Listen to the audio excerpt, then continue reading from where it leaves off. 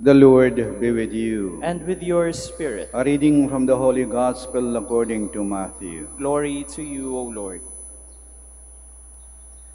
Jesus told his disciples this parable.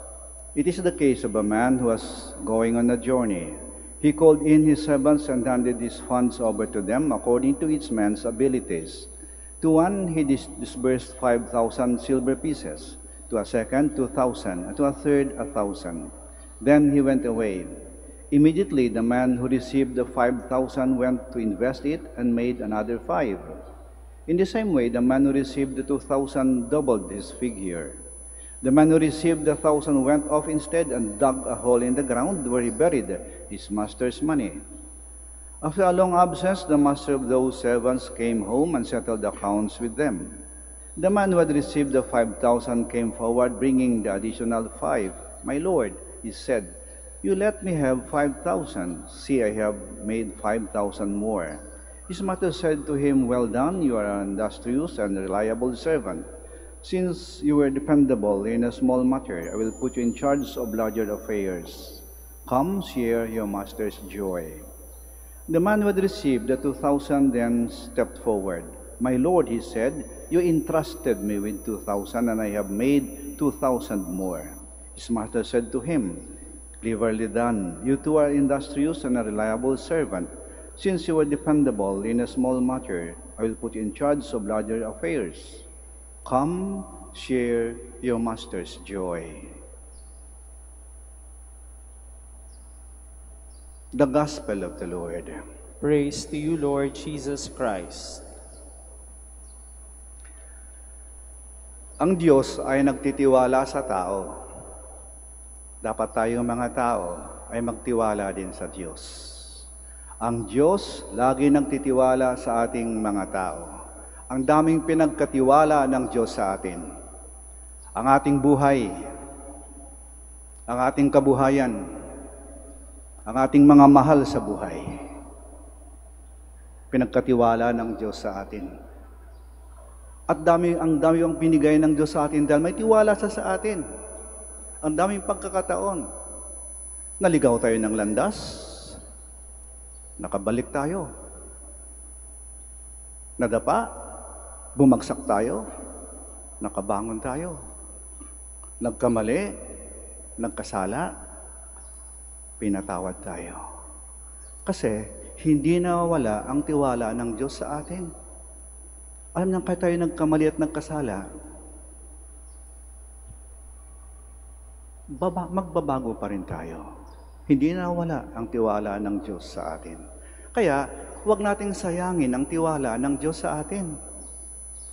Isa sa masakit na salita ay yung sabihan ka ng, "Wala akong tiwala sa iyo." Kahit na parang okay lang sa iyo, parang wala lang, pero ano ka? Alam mo, sa loob ng pagkatao mo, may lamat na. Kasi yung tiwala kasi, parang mamahaling kristal yan eh. Parang babasaging kristal eh. Pag binasag mo yan, gusto mong buuin uli, kahit pag dikit-dikitin mo pa, may lamat na eh. Kaya ingatan niyo ang tiwala. Huwag niyong sirain. Asawa, huwag mong sirain yung tiwala ng asawa mo. Anak, huwag mong sirain yung tiwala ng magulang mo. Empleyado, huwag mong sirain yung tiwala ng mga amo mo. Kaibigan, huwag mong sirain yung tiwala ng mga kaibigan mo. Kasi pag nawala yan, hindi na maaaring ibalik. Ingatan natin ang tiwala. Gamitin natin ng wasto. Huwag nating sayangin. Si San Alberto, yung santo ngayon, pinagkatiwalaan siya ng Diyos ng talino. Ginamit niya ng wasto. Pinagyaman niya, pinagyabong niya. Kaya ang dami niyang natulungan, ang dami niyang naturuan. Yung tiwala kasi, pag ginamit mo ng wasto, malaking bagay yung nagagawa eh. Hindi lang para sa iyo, ngunit para sa iba. Yan. Ang Diyos nagtitiwala sa atin, huwag nating sayangin ang tiwala ng Diyos. At dahil may tiwala ang Diyos sa atin, magtiwala din tayo sa Diyos. Magtiwala ka sa Diyos. May sakit ka, gagaling ka. Bumagsak buhayan ninyo, makakabangon kayo. May naligaw ng landas, babalik yan. May nawala, matatagpuan yan. Magulong pamilya nyo, makakaroon ng kaayusan yan. Magtiwala ka. Lahat naman ng dasal natin ay sinasagot ng Diyos. Hindi ayon sa gusto natin, ngunit ayon sa gusto ng Diyos. Ang lahat ng ating dasal ay sinasagot ng Diyos sa tamang panahon, sa tamang paraan. Ayon sa kagustuhan ng Diyos, magtiwala ka lang. Magtiwala ka lang. Ito ay magandang paalaala sa atin kasi kuminsan, nawalan tayo ng pag-asa. Hindi po. Magtiwala ka lang. May Diyos sa mundong ito. Tandaan natin ha, ang Diyos nagtitiwala sa atin. Huwag nating sayangin ang tiwala ng Diyos.